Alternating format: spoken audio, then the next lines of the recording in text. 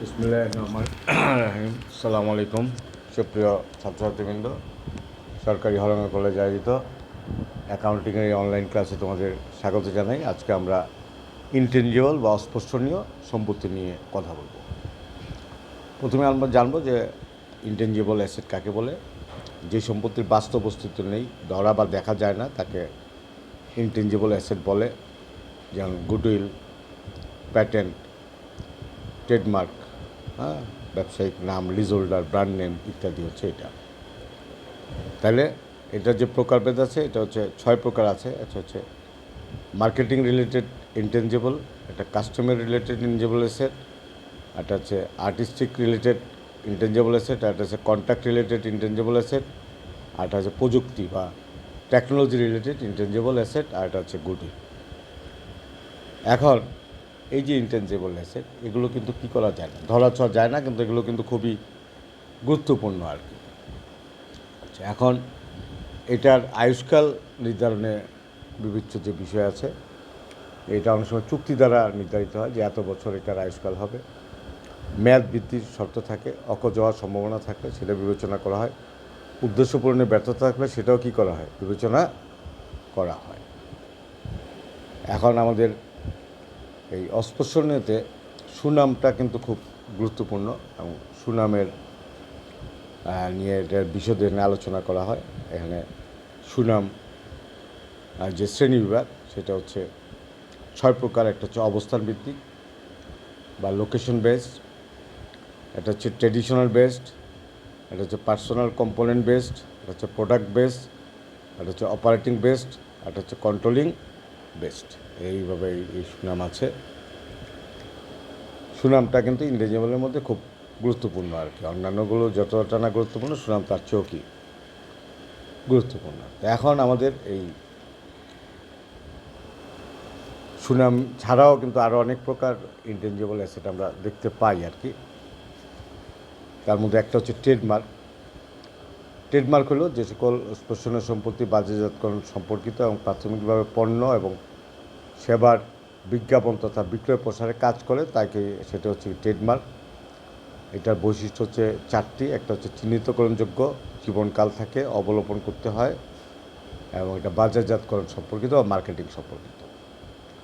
আর এটা হচ্ছে copyright. Copyright একটি শিল্প সম্পর্কিত বা আর্টিস্টিক রিলেটেড অস্পর্শনীয় সম্পত্তি। এটি একটি মালিকানা ভিত্তিক অস্পর্শনীয় সম্পত্তি।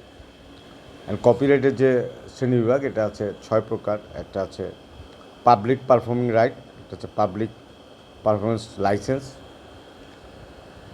একটা আছে রিপ্রোডাকশন রাইট, একটা মেকানিক্যাল লাইসেন্স, একটা হচ্ছে চলমান সনদ, আর একটা শব্দ রেকর্ড করার ডিজিটাল অধিকার আর কি। কপিরাইটের যে বৈশিষ্ট্য, সেটা হচ্ছে 5টি। একটা হচ্ছে নিরাপত্তা থাকে, পণ্য উৎপাদন করতে হয়, নবায়নযোগ্য নয়, মূলধনীকরণ হতে পারে, আর এর জীবনকাল থাকে, এবং এটা আইনগত এক জীবনকাল হচ্ছে 70 বছর। আর কপিরাইটের পরে আছে প্যাটেন্ট। প্যাটেন্ট হচ্ছে যে সকল সম্পত্তি প্রযুক্তি নির্ভর এবং নবতর আবিষ্কারের সাথে সম্পৃক্ত এবং ভবিষ্যতে অগ্রণী প্রযুক্তিকে ধারণ করতে পারে, তাকেই বলে প্যাটেন্ট। অ্যান্ড ন্যূনতম হস্তক্ষেপ পর্যন্ত 20 বছর যাবৎ এটা প্যাটেন্টের সুবিধাটা ভোগ করতে পারে। আর এটা হচ্ছে ব্র্যান্ড। ব্র্যান্ড হচ্ছে যে কোনো চিহ্ন, প্রতীক, নকশা, ডিজাইন বা নাম বা এগুলোর সংমিশ্রণ,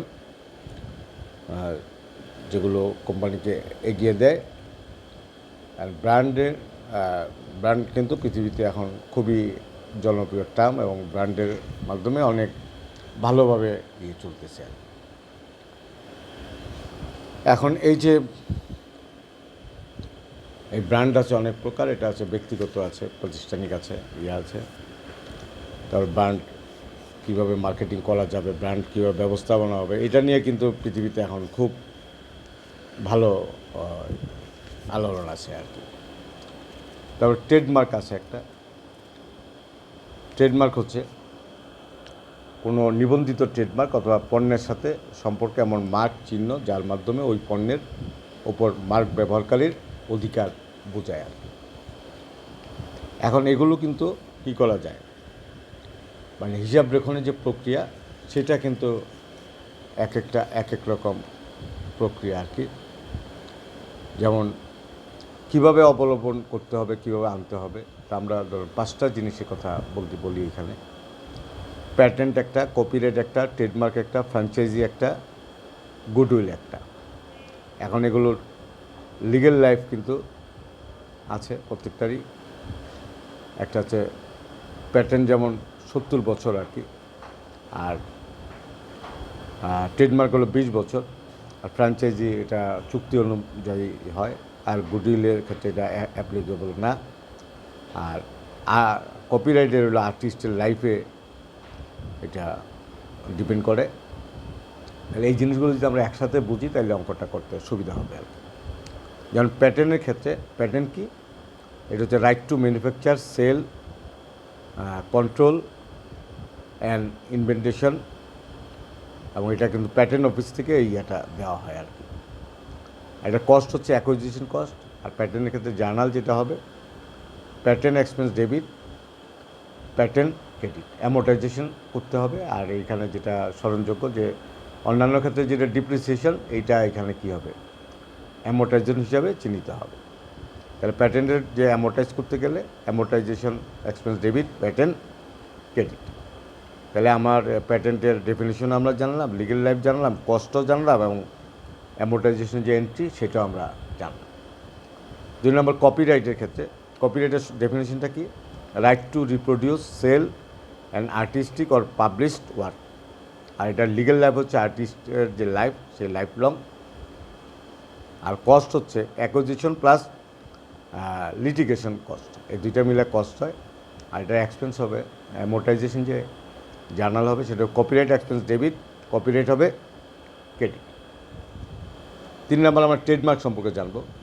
ট্রেডমার্ক হচ্ছে word, phrase, jingle protected by patent office.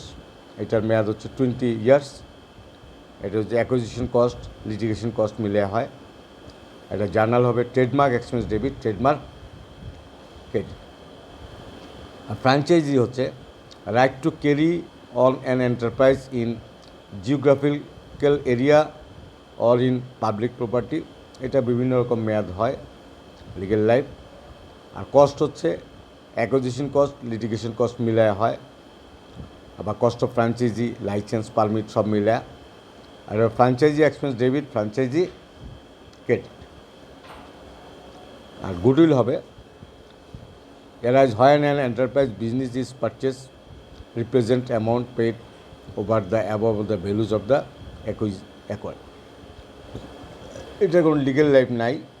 আর এটা হলো প্রাইস মাইনাস এফএমবি, অর্থাৎ অ্যাসেট থেকে লাইবিলিটি বাদ দিলে যেটা হয় সেটাই কি এটার কস্ট। আর গুডউইল এক্সপেন্স ডেবিট, গুডউইল হবে কি ক্রেডিট।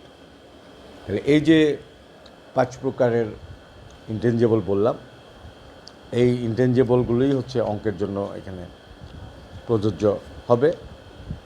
আর অঙ্ক যেগুলো আসবে সেটা হয়তো প্যাটার্ন নিয়ে আসবে, কারণ প্যাটার্ন নিয়ে আসতে পারে। একটা উদাহরণ আমরা আলোচনা করি। Adrita corporation purchase A patent from আরিবা company on January 1, 2019 for টাকা 64,000. A patent has a remaining legal life of 16 years. Aditya feels that the patent will be useful for 10 years. Prepare journal entry.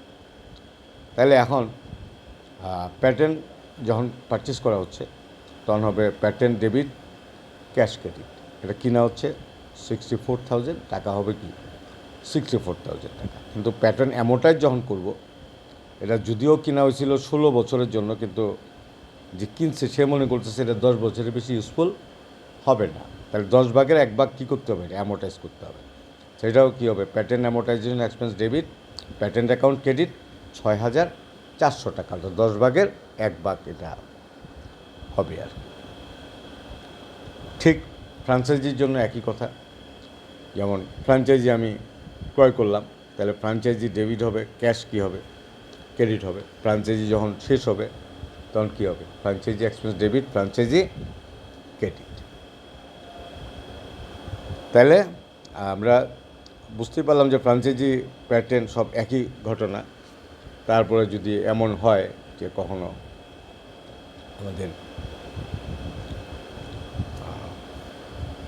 Franchise trademark purchase করছি, তাহলে একই ঘটনা যে trademark আমি যখন purchase করব তখন পারচেজিংয়ের খরচ, কিন্তু পারচেজে কিন্তু এটা যেটা স্মরণ রাখতে হবে যে এখানে কিন্তু ওই যাবতীয় খরচ অর্থাৎ লিটিগেশন কস্ট, অ্যাকুইজিশন কস্ট সবই কিন্তু এখানে চলে আসবে। আর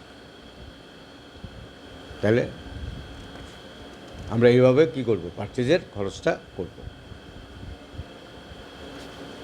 তাই এই ছিল আজকের আলোচনা। আশা করি ইনটেনজিবল মূলত 5 প্রকার ইনটেনজিবল আছে: প্যাটেন্ট, কপিরাইট, ট্রেডমার্ক, তারপর গুডউইল। এগুলো আশা করি বুঝতে পেরেছ। আর এগুলো অ্যাকুইজিশন করতে গেলে এটা লিগ্যাল লাইফ আছে, লিগ্যাল লাইফটা আমি আলোচনা করেছি, এবং জার্নালের যে প্রক্রিয়া সেটাও বলেছি, এইভাবে লিগ্যাল লাইফ ধরে।